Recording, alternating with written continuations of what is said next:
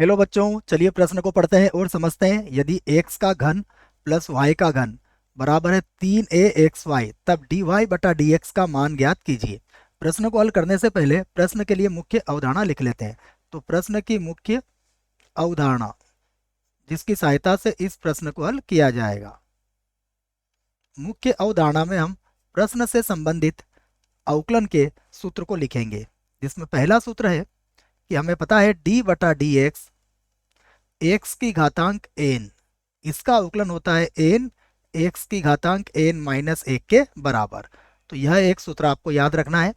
उसके बाद अवकलन में गुणा का सूत्र होता है, वो भी आपको याद होना चाहिए। d बटा डी एक्स, यदि दो फलन हमें दिए जाएं u और v और उनके गुणनफल का हमें अवकलन करना है, तो इसका सूत्र बनेगा u dv बटा डी एक्स प्लस यहाँ पर आएगा v du बटा dx।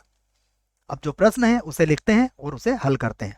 तो प्रश्न में दिया गया है x की घात 3, उसके बाद है प्लस y की घातांक 3, उसके बाद है 3a एक्स वाई, और अब हम इसका x के सापेक्ष अवकलन कर देते हैं। तो लिख देते हैं इस बात को, x के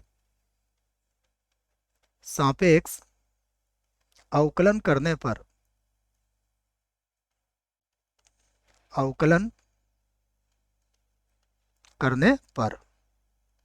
x के सापेक्ष अवकलन करेंगे तो देखिए क्या बन जाएगा। ये होगा d बटा डी एक्स, ये x की घातांक 3 हो जाएगा, प्लस d बटा डी एक्स, ये y की घातांक 3 हो जाएगा। उसके बाद d बटा डी एक्स, ये 3a एक्स वाई हो जाएगा।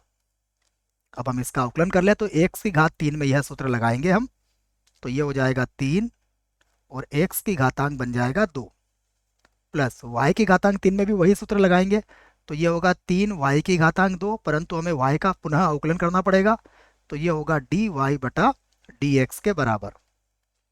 यहाँ पर अगर आप देखोगे तो 3a तो अचर है, और यहाँ पर हम इस गुणा का सूत्र को यहाँ पर लगाएंगे। तो गुणा का सूत्र क्या होता है, देखो x को छोड़ेंगे, y का अवकलन होगा dy बटा dx, प्लस यहाँ पर y को छोड़ा जाएगा और x का अवकलन होगा dx बटा dx, जिसका मान किसके बराबर हो जाएगा, 1 के बराबर हो जाएगा। अब यहाँ पर आप सभी को बराबर के एक तरफ ले जाइए, या फिर सबसे पहले बच्चों 3 का भाग लगा दीजिए दोनों पक्षों में, जिससे कि ये कट जाए। ठीक है, तो ये तो भाग लगा लेता हूं मैं, या फिर आप 3 को यहाँ से कॉमन लेके काट सकते हैं, आप जैसा आपको ठीक लगे। तो ये होगा 3, यहाँ बनेगा x का वर्ग, प्लस यहाँ पर बनेगा y का वर्ग, dy बटा dx बराबर यहाँ पर है 3, और बाकी बच्चों में क्या करूंगा, ये जो a है इसको तो अंदर गुणा कर दूंगा, तो ये हो जाएगा ax dy बटा dx, ये होगा ax dy बटा dx, और उसके बाद प्लस इस a का गुणा y से करेंगे, तो ये बन जाएगा ay। अब जैसा मैंने कहा था 3 से 3 तो कट जाएगा। अब dy बाई डी एक्स का चूंकि हमें मान निकालना है, तो dy बाई डी एक्स वाले पदों को हम बराबर के एक तरफ कर लेंगे, तो ये बनेगा y का वर्ग dy बटा dx, उसके बाद होगा माइनस ax dy बटा dx बराबर, ये होगा ay और माइनस का हो जाएगा x का वर्ग।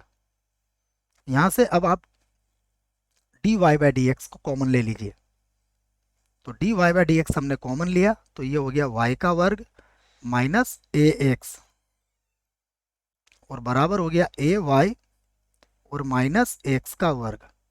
अब आप इसको बटे में ले जाइए, वही आपका उत्तर होगा। देखिए dy बटा dx बराबर ay माइनस x का वर्ग, और बटे में आ जाएगा y का वर्ग माइनस का ax, और यही हमारा उत्तर है। आशा करता हूँ आपको इस प्रश्न का उत्तर समझ में आया होगा। धन्यवाद।